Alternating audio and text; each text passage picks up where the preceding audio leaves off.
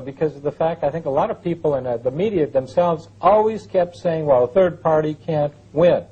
And yet we've had a two-party system in this country, but some people say it's just one party. It's the Democrat wing of the Communist Party or the Republican wing of the Communist Party. Could you explain that? Could that be true at all?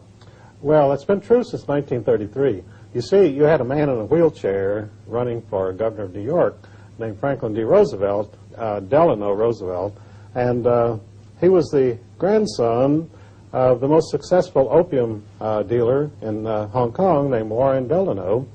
And, you know, the myth about the great fortunes of this country is that these were hard-working people who saved their money and built important businesses. The fact is, most of the old family money in this country came from dealing in drugs and dealing in slaves, the slave trade and the world opium trade.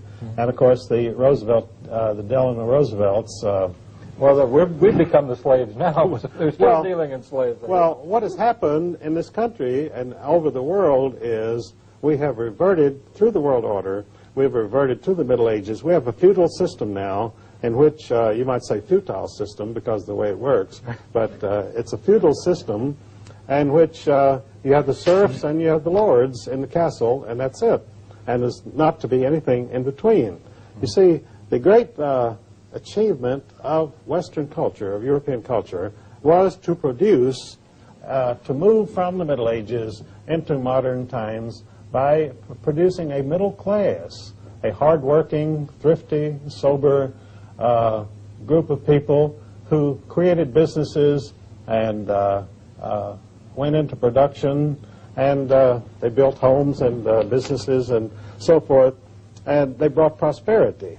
But you see, when you're very rich, you don't like to see prosperity. I mean, what's the good of having money when everybody else has money, you see?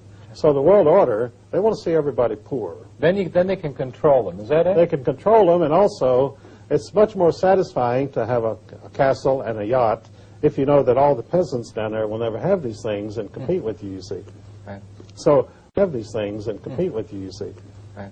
So the world order is a monopoly system, and they make their money out of monopolies, and with their monopoly they control the governments, they control the banks, and they set their prices, and it's an extortion system, really, just like the Internal Revenue Service in this country.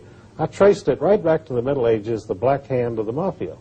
And all of their techniques and all of their goals come right out of the black hand. Well, I'd like to give that IRS a backhand for their black-handedness, to tell you the truth. How do we turn this around? If they allegedly have the power, and money is power, Eustace, and a lot of people say they've got all the money, you know, they have control of the government, they have control of the Republican Party, Democrat parties, they have the bureaucracy. Well, how do you fight a little bit of strength like that? Well, I have to disagree with you there, Bobby Lee. Money is not power. Knowledge is power. Okay. And unfortunately for the world order people, information is catching up with them. You have channels of mass communication. In fact, if we were to get on national television with 30 minutes of what we're talking about today, you would have a revolution in this country. They can only survive by desperate defensive measures, by keeping us from reaching the American people with the truth, and of course we're fighting to despite of. And that's what my 50-year career has been, to bring the knowledge that I have and that Ezra Pound imparted to me almost 50 years ago to the American people. And of course, the reason you had this great turnout in this particular election that just passed was the American people knew something was wrong, and some of this material was leaking out. You know, I've circulated over 1 million books and over 1,000 articles in the past 50 years, and the information is getting there. Even though, to the national media, I still do not exist. I'm a non-person.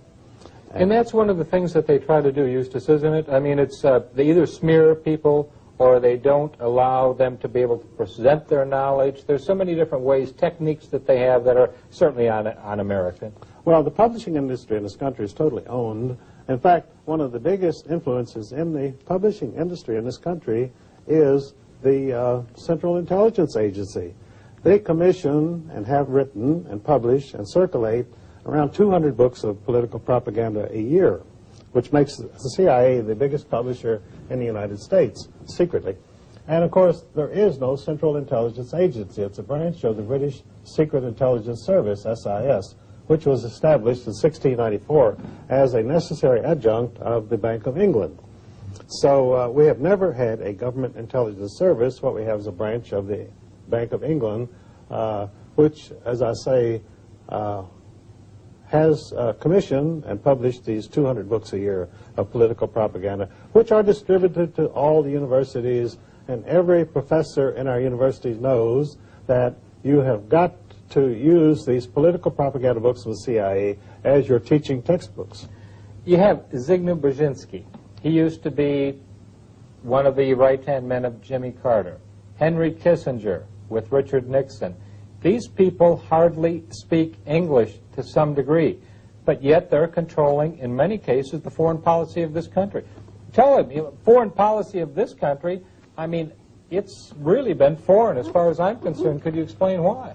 Well, you're talking now about the field of lecturing and public speaking, which is one of my fields.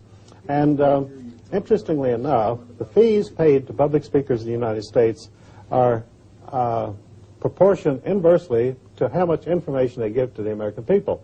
Now, speakers who get between $35,000 and $100,000 per speech get up and give speeches in which they say absolutely nothing. And then when you have people on my level who give you solid information by the ton, we get practically no fees whatsoever because they don't even want us to ever appear in public. We ask you to support the Bobby Lee and the Eustace Mullins Fund, and we will be bringing you in the future other videos, and we want you to go ahead and purchase as many of Eustace's books as possible. There is a number that you can call right now.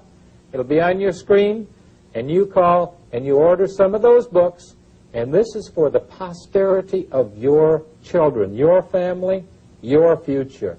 You need to know. Thanks for being with us today on the Bobby Lee Show, and Eustace Mullins.